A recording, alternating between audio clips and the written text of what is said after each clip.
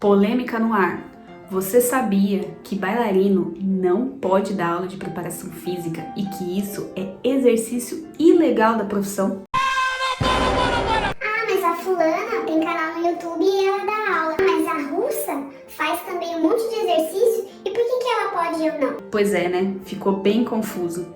Então fica aí que eu vou explicar o porquê disso.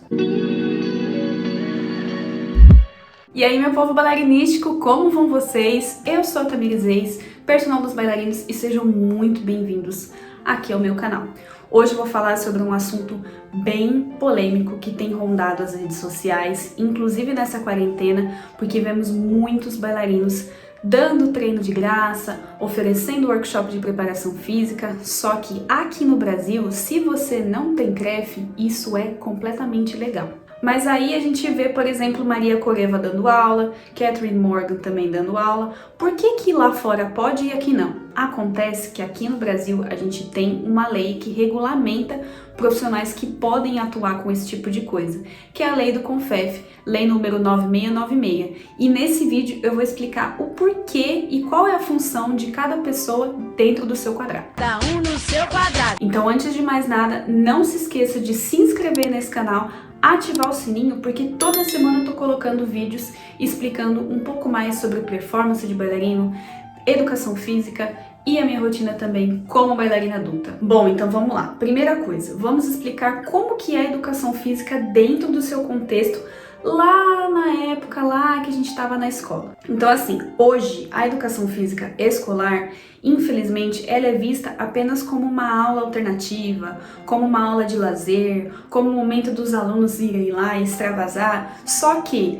no contexto real, a educação física serviria lá na escola para a gente aprender um pouco mais sobre coordenação, para a gente aprender um pouquinho sobre lateralidade, para a gente aprender sobre uma série de coisas em relação ao nosso próprio corpo, que é o que acontece normalmente lá fora. Se vocês pegarem os filmes que tem de colégio lá nos Estados Unidos, lá na Europa e etc, vocês podem ver que a educação física ela é levada a sério. A gente tem atletas que se formam dentro da escola, eles entendem que aquilo é realmente uma forma de se profissionalizar. Então a gente tem cheerleader, a gente tem jogador de basquete, jogador de futebol normal, jogador de futebol americano. Então a gente tem várias formas de formação de atletas desde a época escolar. Coisa que aqui no Brasil, para você se formar atleta, você tem que esquecer o que você faz na educação física escolar e procurar uma escola profissionalizante. Então, dentro do Brasil, o ensino da educação física, ele ainda é muito cru. Inclusive, já rolou aí umas leis aí passadas de que a aula de educação física, ela iria ser removida da grade dos alunos, o que é um absurdo, porque a criança, ela tá ali para se mexer, para gritar, para correr, para se desenvolver, para socializar, e a gente precisa entender que os jogos eles servem justamente para a gente poder trabalhar essas coisas. Então, incentivar as crianças a brincar, a ter esse senso de coletividade é a base da educação física e que deveria acontecer aqui no Brasil. Então agora eu vou falar um pouquinho sobre como que é a educação física como profissão dentro daqui do Brasil. A educação física no Brasil ela é muito nova. Para vocês terem uma noção, a lei que regulamenta o CREF, que é o Conselho Regional de Educação Física, ou o CONFEF, que é o Conselho Nacional de Educação Física, ela é uma lei muito recente. Ela não tem nem 30 anos. Só que essa lei 9696, ela justamente regulariza qual que é a função do profissional de educação física dentro do Brasil. E eu vou contar para vocês qual que é. Eu vou pegar ali a colinha. A função do profissional de educação física é coordenar, planejar, programar, supervisionar, dinamizar, dirigir, organizar, avaliar e executar trabalhos, Programas, planos e projetos, bem como prestar serviços de auditoria, consultoria e assessoria, realizar treinamentos personalizados, participar de equipes multidisciplinares e interdisciplinares e elaborar informes técnicos, científicos, pedagógicos, todos nas áreas de atividade física e de desporto. Isso quer dizer que aqui no Brasil, a pessoa que é responsável por dar aulas coletivas, dar aulas fitness, prescrever treinos, prescrever coisas desse tipo, é o profissional de educação física. Então, infelizmente, hoje, pelo menos aqui no Brasil, bailarinos que são formados bailarinos e que dão aula de preparação física, de condicionamento, de fortalecimento e que usam essas palavras, preparação física, condicionamento, fortalecimento, e usam de exercícios que são caracterizados como treinos, sim, estão atuando de forma ilegal na profissão. Ah, mas aí eu faço aquela aula em que eu faço um monte de pliézinho, um monte de coisa na meia ponta, trananana.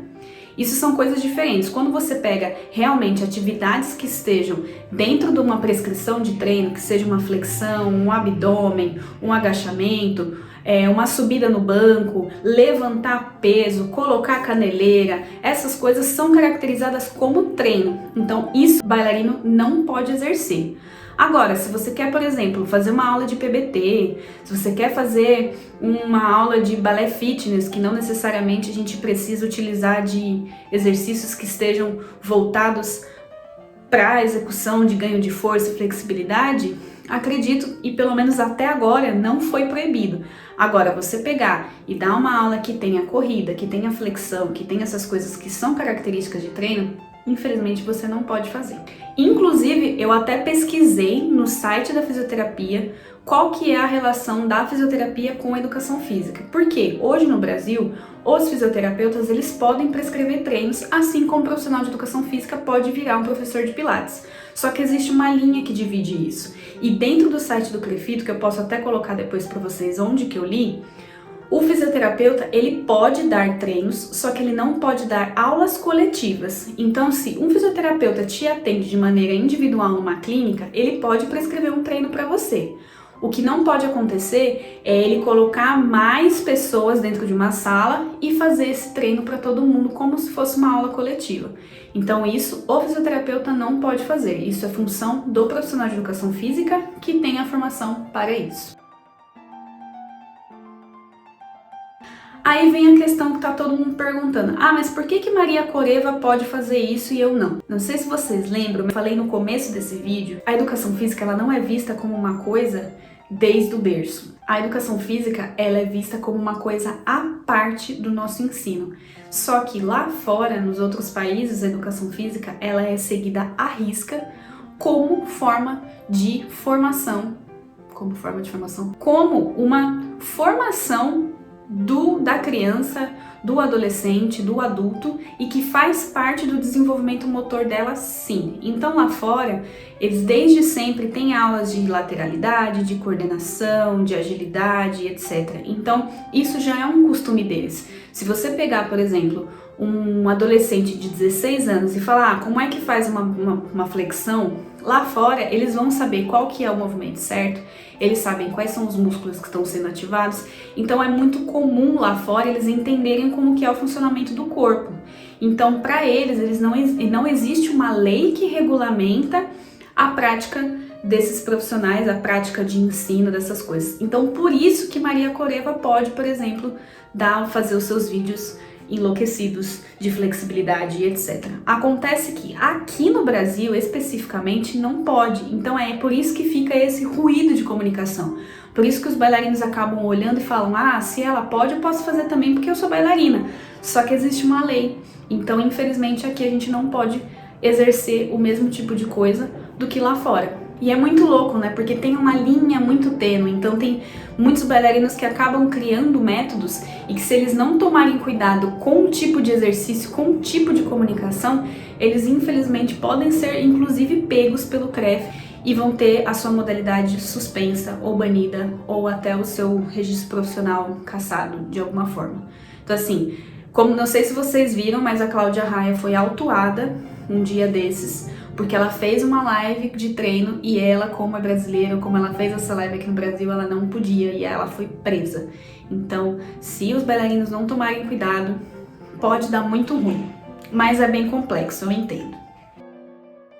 Então, se você achou isso muito louco, não se esquece de compartilhar com os seus amigos, ainda mais aquela sua amiga, que é a louca fitness, que tá desesperada para melhorar a performance, e aí ela sai catando vídeo de tudo quanto é lugar.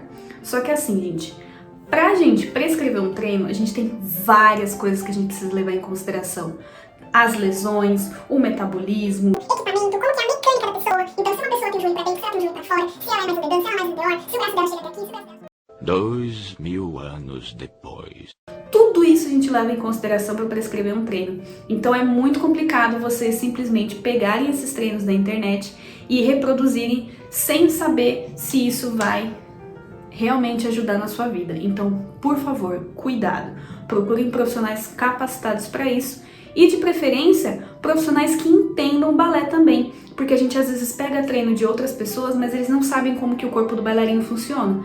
E aí, às vezes, também pode rolar esse ruído de comunicação. Então, para encerrar o vídeo, eu queria trazer esse alerta para esses bailarinos que são formados, ou até bailarinos que não se formaram no balé também, que já estão dando essas aulas de preparação física, de condicionamento físico.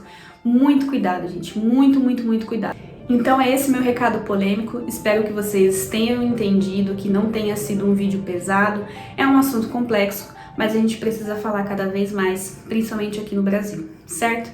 Então não se esquece de curtir esse vídeo, comentar, compartilhar e se inscrever, né, gente? Porque eu fui pesquisar até a lei do negócio, pra vocês terem noção, pra eu não ficar falando coisa errada pra vocês. Então me dá uma moral, se inscreve aí no canal, ativa o sininho que toda semana tem vídeo novo.